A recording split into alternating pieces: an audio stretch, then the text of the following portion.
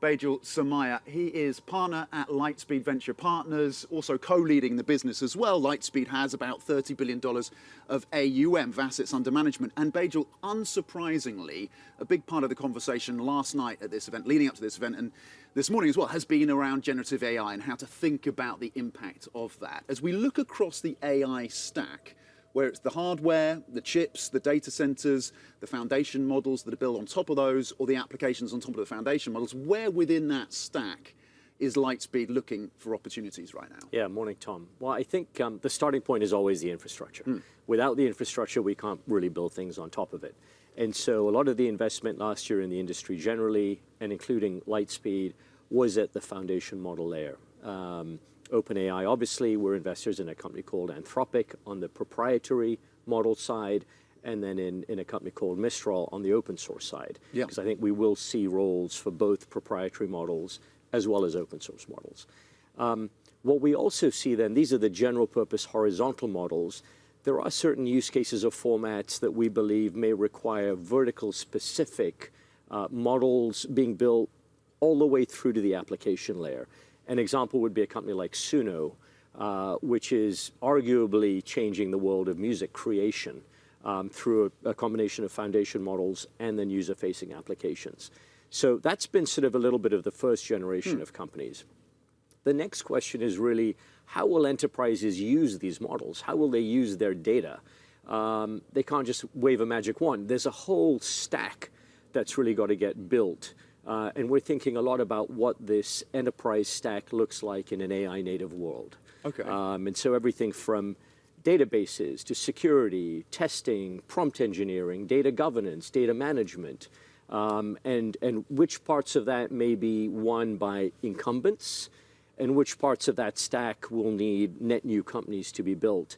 And so the tooling and platform layers are now where we're spending a lot of our time. Okay, that's very interesting. And that's the focus because, of course, as you say, you've invested in Mistral and Anthropic, two really, really big names in terms of the world of, in the world of foundation models. Are you concerned that there's a bit of a commoditization coming in for those foundation models? I was speaking to Jonas Androulis of Aleph Alpha, based in Germany, also a large language model.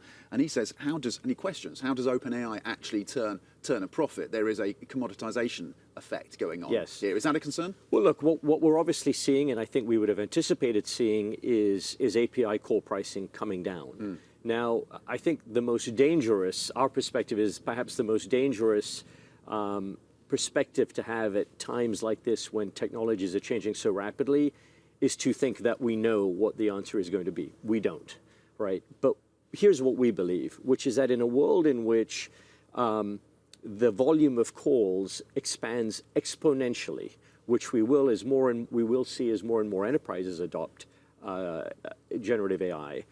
And now if you think about an agentic world, where each of us may have multiple agents operating on our behalf, and enterprises will have agents operating on their behalf, also making calls, well, then the volume of calls that are made on these foundation models is going to be absolutely massive, right?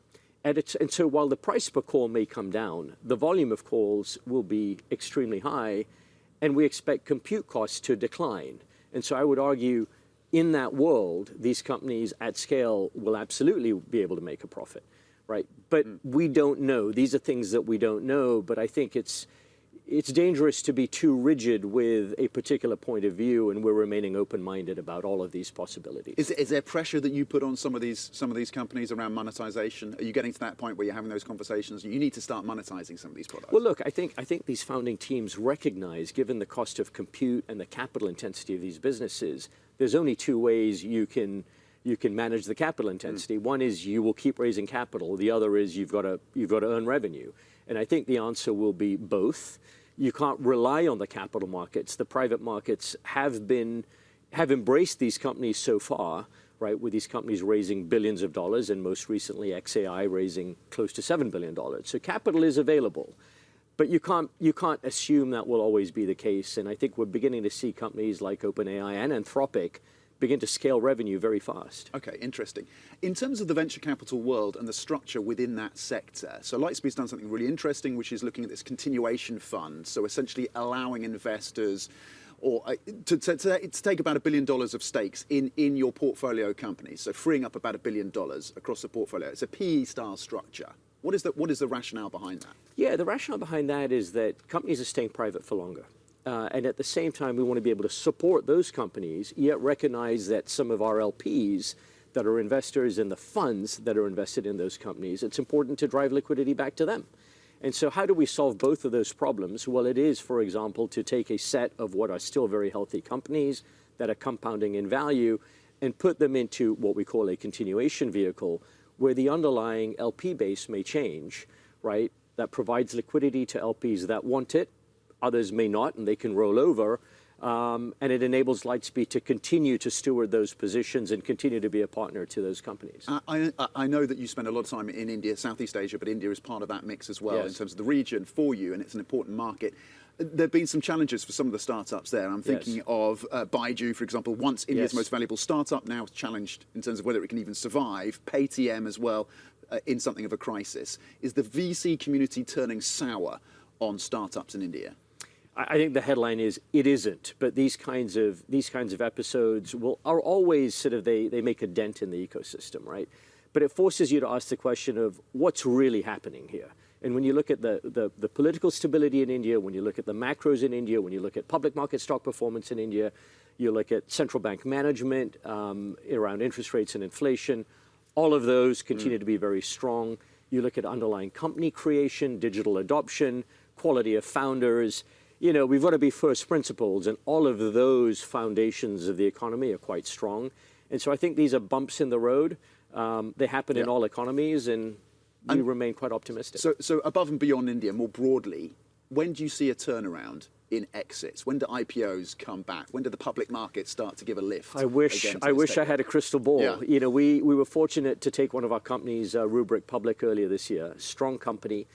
It's a reminder that the public markets are open for good companies, but that the bar to get public has gone up. And so I think the way we think about this at Lightspeed is we can't assume that the public markets will reopen. They will enable the best companies to get public. But we have to be creative and thoughtful about driving liquidity to our LPs. And there's a range of ways we can think about that and have to be thinking about it. I don't think the venture capital industry can continue to assume that liquidity will happen to us in the way that perhaps the industry operated 10 or 15 years ago.